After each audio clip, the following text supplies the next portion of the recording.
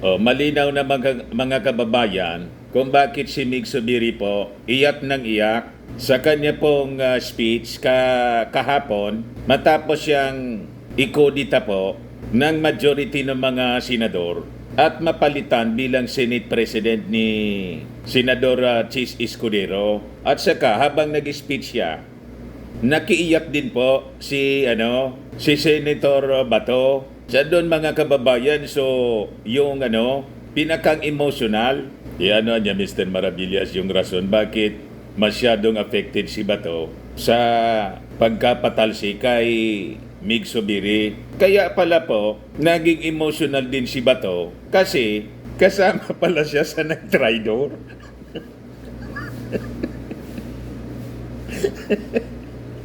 At malamang mga kababayan, siya yung talaga pong pinapatamaan ng speech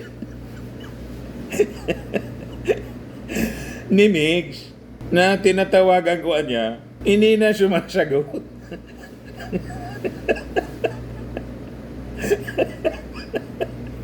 Kasama pala po si Bato sa pumirma.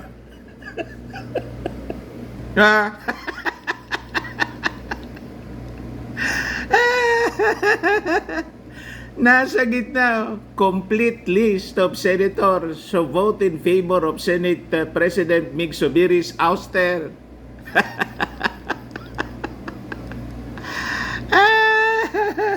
Kaya pala niya, Mr. Maravillas, umiyak si Bato ng todo, iyak ni Udas pala yun.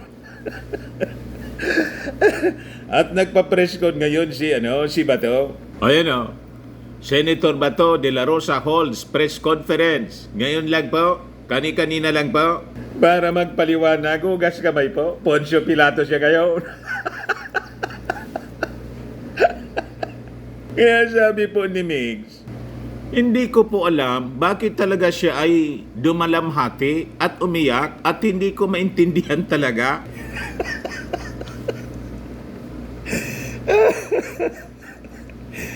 Kaya pala mga kababayan, ang pinakang guilty doon, at siguro yun ang pinapatamaan kasi tinutumbok ng speech ni Migs na trinidor. Trinidor ng pinakang malapit na kaibigan at sinaluduan pa. Panunumbat pala yun mga kababayan yung pagsaludo. Saludan niya ako sa'yo kasi napaka-tridor mo. Saludan niya ako sa iyo sa pagka-plastic mo. Malamang yun ang ibig sabihin ni Migs. Kaya sabi niya, di ko anya talaga maintindihan. Hindi ko alam bakit talaga siya ay dumalamhati at umiyak at hindi ko maintindihan talaga. Pero nagpapasalamat ako sa kanya. Naging malungkot din siguro siya dahil sa grupo niya parang walang sumuporta sa kanya. To be honest about it, sabi ni sabi ni Mig Zubiri. Kaya sabi ko sa inyo, itong mga taong ito, ay nako, baliktad po talaga. Tulad ng kanyang amo. Baliktad mga kababayan ang pinapakita sa ginagawa. Baliktad kong magsalita. Cover lang pala mga kababayan yung mga paiyak-iyak ni Bato. Yan po dyan sabi Nagpasalamat ako sa kanya. In an interview on TV Patrol, Senator Mig Zubiri said he did not know why Senator Bato de la Rosa was emotional while Zubiri was giving his privileged speech after stepping down as Senate President. Hindi ko po alam kung bakit talaga siya ay dumalamhati at umiiyak at hindi ko maintindihan talaga. De la Rosa, who cried during Zubiri's speech, is among the 15 senators who voted to ask the former Senate leader. Kasama pala siya, Senator Grace po, Tolentino, Jinggoy, Alan Peter Cayetano, Pia Cayetano, Cynthia Villar, Mark Villar. Si Bato nasa gitna. si Senator Bongo, Senator Robin Padilla, yung mismong mga kasama niya sa partido. Ayun, kasama mga kababayan sa sumipa sa kanya bilang Senate President. Ayan po. Tapos si Tulfo, si Senator Bong Revilla, si Amy Marcos, siyempre si Chis Escudero, tapos si Lito Lapid. So sila po yung mga pumirma in favor para sa ouster po ni Migs. Talaga pala niya, Mr. Maravillas. Alik ni Judas. Ay, alik ni Judas. Iyak ni Judas po. Ayan po si Bato. Kaya pala, habang umiiyak mga kababayan si Bato, lumilingon sa kanya si Senator Mark Villar. Lumilingon sa kanya. Gusto sigurong sabihan si Bato, iyak ka man anya, pangpamas siya. Pangpamas yang iyak-iyak mo, kasama ka namin sa pumirma. Ayan po. I-play ko po, mga kababayan. Lumilingon sa kanya si Mark Villar.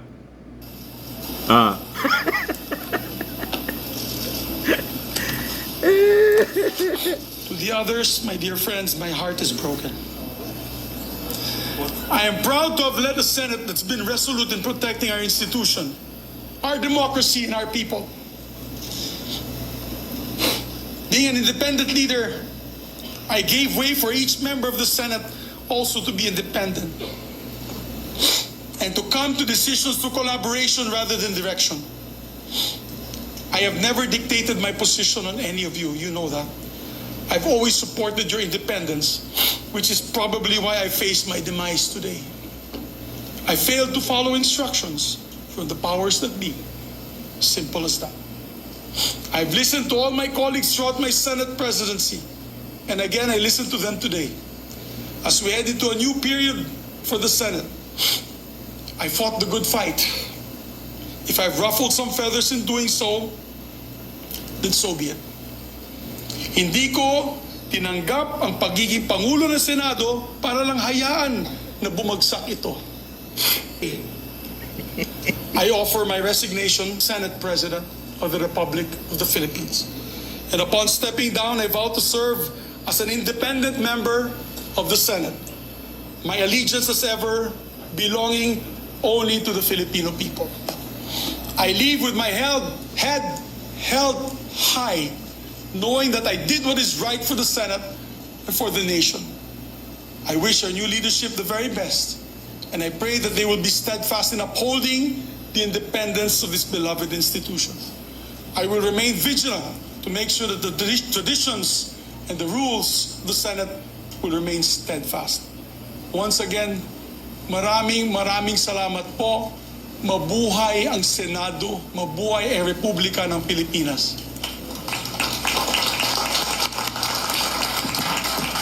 Thank you very much, Senate President Juan Miguel Zubiri, for your heartfelt speech. We are grateful for your service to the institution. Thank you for your service to the nation. Thank you for a job well done, Senate President Juan Miguel Zubiri. Session is suspended. Drama lang pala yun, mga kababayan. Ni Senator Bato.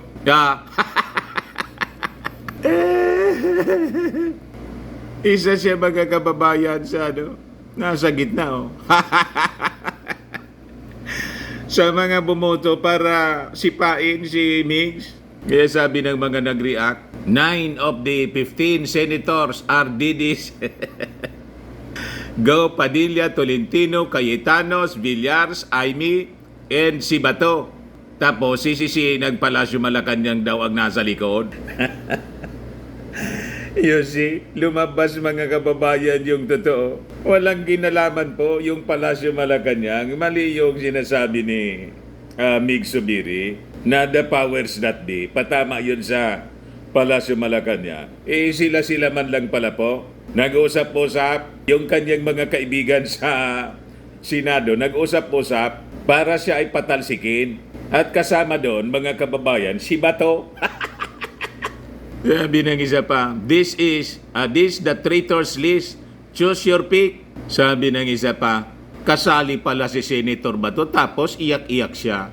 Batukan ka ng taong bayan. Sabi ng isa pa, there is no permanent friendship in politics. Crocodile tears pala ang peg ni Senator Bato kahapon. Kaya ngayon mga kababayan, nagpa-press con si Bato para mag-Poncio Pilato po. Ogas kamay siya. Hindi man niya mabibilog yung isipan na ngayon ni Mix. Ito yung press con ni Bato. Pakinggan po natin.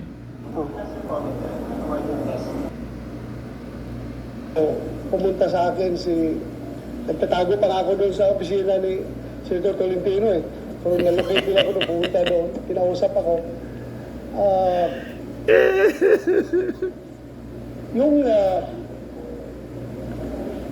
Sabihan ako na kahit na hindi na kailangan yung perma ko because they already have 14 and they only need 13 to unseat the President. Bakit pumirma ka pa? Na hindi na kailangan kung may perma ko hindi, but still, narinig nila na I was poised to join the minority. I was really contemplating seriously to join the minority after that incident. But I was persuaded by Senator Chis and Senator Alan Cayetano na please stay with the majority. Huwag kang pumunta sa minority. Sumama ka na lang dito sa majority. And ang mas mabigat na rason dyan talaga is that among us three magkabat PDP senators, Bungo, Senator Tolentino, and myself, we forged a covenant na majority wins. In every voting situation, talagang kung lalabas sa voting is 2 against 1, obligado yung 1 sumunod doon sa 2, sumama sa 2. So, in this case, nangyari silang dalawa talaga ay nag-decide na sumuporta kay Senator Jesus Escudero. Ako ay naiwan. I want to stay with ayaw ko sana. Pero yun nga, may usapan kami na obligado sumama. So, yun. Pinirmahan ko yung resolution, but never real because they already have 14 that they have already declared victory. But at least, on my part, masaya rin ako because Senator Chis is a very magnanimous victor. Kahit alam niya hindi na kailangan yung boto ko, still, kinubinsi pa rin ako na sumama sa majority. Kasi yung nakapirma ako before mag-start ang session. Di ba? Paiyak-iyak ka pa. Tapos yun, sinaluduhan ako ni Migs. Talaga hindi ko napigilan, napaiyak ako dahil... What? For me ha, being a good soldier, ang gusto ko sabihin kay Migs doon is, sorry boss, I failed to win the war for you because I am one of his trusted lieutenants. Ang kanyang mission sa akin is talagang i-secure yung aking partido, yung PDP na patuloy na magsuporta sa kanya. But still, as I have said, meron kaming usapan, kaming tatlo, Senator Bungo, Senator Tolentino, na majority rules. Lalabas 3 against 1, obligado sasama yung 1 doon sa decision. So, at hindi ko, as I've said, pero feeling ko, I'm being a good soldier. I would like to convey that message to him that my commander, I'm so sorry. We lost the war. Kaya pala. Yes, kaya ako napaiyak. Dahil nga, hindi naman sasama ng no, parang lang.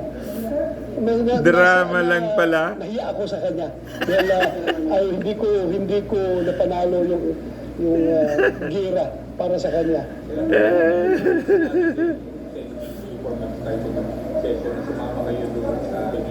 Wala pa. Ang opisina ni Migs before, before mag-start, nung pumasok si Senator Chis at si Senator Alan, sabi ko, exit ako kasi baka maipit ako, baka subat ako doon sa isang pintuan, di ba? Dalawang pintuan doon, isang papasok, isang palabas. Pagpasok nila, sumibat ako doon sa labas. Galing sa drama si Bato. Pag-abot. Pumunta ko kasi ito Tolentino and si ito Bungo na sana sabihin ko, bakit ba niyo makonsider yung kaya niyo matanggap if I'm going to renege on our usapan. Pero sabi ko, papahiya ko doon sa dalawang kasamahan ko. Kung pwede ba na mag-join na lang ako sa minority. Yan yung gusto kong sabihin doon sa kanila. But they persuaded me na huwag ka nang pumunta sa minority. Mag-majority ka. Pumasok, sumunod yung sila si Senator Chis at si Senator Alan, pumunta doon. Sabi na ako, kahit na panalo na kami, panalo na. Kumbaga, insignificant na yung aking perma doon. Still, very magnanimous sila to offer for me to join the majority. Sabi na, huwag ka na umalis sa majority. Kasi I was really contemplating on joining the minority.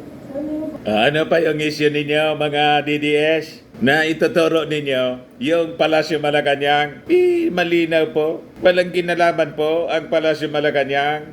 Sila yung nag-desisyon. At kasama doon si Bato. Ayan po. Napakalinaw.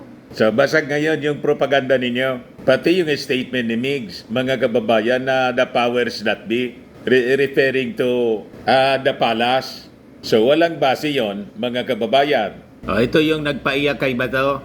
Sabi kasi ni Migs, nakakagulat at nakakasama ng loob dahil Sabado pa lang ang daming nagtitext sa akin. Full support. Hindi kami titiwalag sa'yo. 3 pa.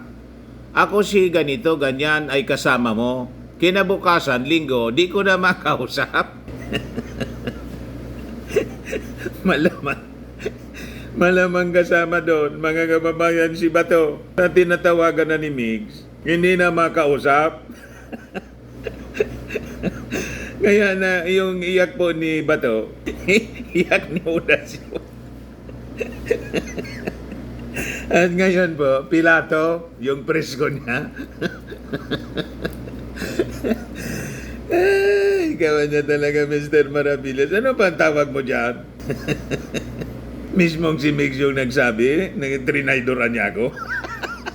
While Zubiri did not mention any names, he said some of the senators who turned their backs on him benefited from his generosity. Heartbroken anya ko. The right word is heartbroken. Doon sa mga matagal ko ng kaibigan, matalik kong kaibigan, ang dami kong tulong na ibinigay sa kanya. Lahat ng gusto nila, pati posisyon ay ibinigay natin para sa samahan nating napakatagal at biglang nawala po sila. Masakit sa akin yon. Sabi po ni Migs, talagang masakit. O, tingnan naman po ninyo.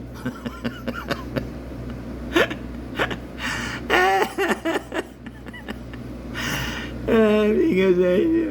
Si Joel Villanueva, siya yung hindi sumama. Pero itong isa, malamang yun ang tinutumbok ni Migs. Kaya sabi ni Migs, hindi ko talaga alam bakit talaga siya ay dumalamhati at umiyak at hindi ko maintindihan talaga.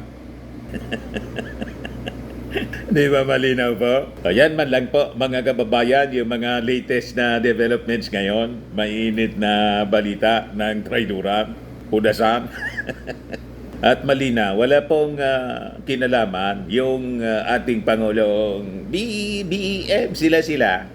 Pero talaga naman po na kailangan change of leadership kasi mahina man talaga po. Dismal. Dismal yung performance as compared sa Congress, the House of Representatives po. Yung mga LEDAC bills sa Congress halos tapos lahat, pero sa Senado hindi nga magkalahati po. So, yan po mga kababayan. Ako po si Dante Maravillas. Bye-bye. God bless.